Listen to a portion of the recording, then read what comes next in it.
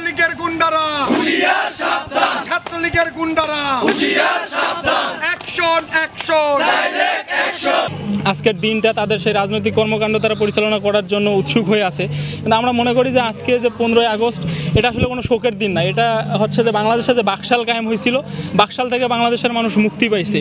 তো বাংলাদেশের মানুষ যে বাকশাল কায়েম থেকে মুক্তি পাইছে এটা তো কখনো শোকের দিবস হইতে পারে না। এটা হচ্ছে বাংলাদেশের মানুষের জন্য একটা আনন্দের দিন হইতে পারে। এই দিন মানুষ এই 32-এ এসে যেখান থেকে হচ্ছে বাংলাদেশের যে স্বৈরশাসক ছিল, যে মুজিব ছিল, সেই মুজিব তো বাংলাদেশে একনায়কতন্ত্র বাকশাল কায়েম করার চেষ্টা করছিল। তো এই মুজিবকে যখন বাংলাদেশ থেকে মনে করেন যে তার হচ্ছে যে এই 15ই আগস্ট যে মৃত্যুবরণ হয়েছে, এই দিন মানুষ হয়তো বাংলাদেশের মানুষ তখন বাংলাদেশের এই কালো ছায়া থেকে হাফ ছেড়ে বাঁচতে পারছে।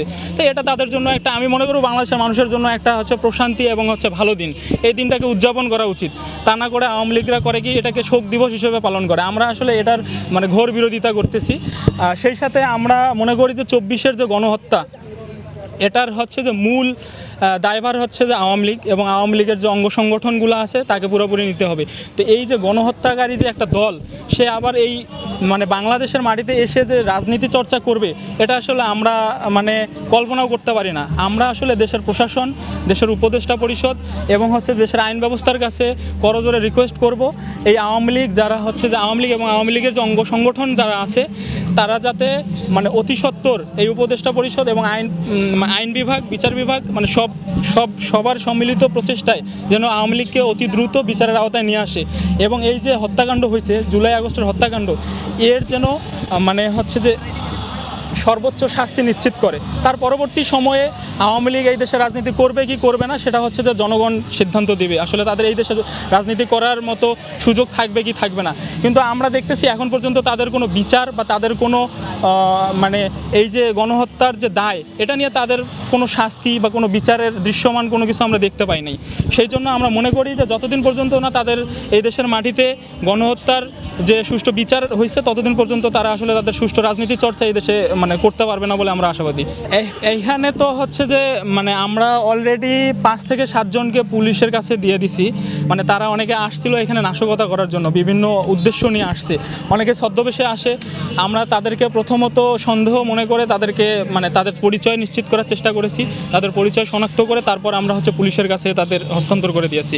তো আরও আমরা মানে সংখ্যা করতেছি যে আশপাশে তাদের আরও হয়তো লোকজন গুপ্তি মেরে আসে, তারা সুযোগ খুঁজতেছে এখানে আসার জন্য। কিন্তু এখানে আমরা যারা অবস্থান করতেছি তারা বদ্ধপরিকর যে তাদের এই আজকের দিনে এখানে কোনো ধরনের মানে কর্মসূচি আমরা পালন করতে দেব না, যতদিন না তাদের এই দেশের গণহত্যার দায়ে তাদের যতদিন পর্যন্ত না সুষ্ঠু বিচার হয়েছে, ততদিন তারা এই দেশে সুষ্ঠু গণতন্ত্র চর্চা বা রাজনীতি চর্চা করতে পারবে। তাদের শনাক্ত হচ্ছে যে এইখানে আজকে তো জানেন যে মানে তাদের ভাষ্য অনুযায়ী যে আজকে তাদের জন্য শোক দিবস, হয়তোবা তারা সেই বঙ্গবন্ধুর মানে হচ্ছে যে এইখানে স্মৃতিস্তম্ভে আসে ফুল নিয়ে বা হচ্ছে যে মোমবাতি প্রজ্বলন করার জন্য, এগুলো কিছু সিম্পিতি তাদের মধ্যে দেখতে পাওয়া যায়। কিংবা হচ্ছে বা তাদেরকে যখন আমরা প্রাথমিক অবস্থায় তাদের পরিচয়গুলো জানার চেষ্টা করি, তারা হয়তো বা দেখা যায় যে এখানে এসে এত লোকের সমাগমে ভীত সংগ্রস্ত হয়ে তার পরিচয় দিতে দ্বিধাদ্বন্দ্বে পড়ে যায়।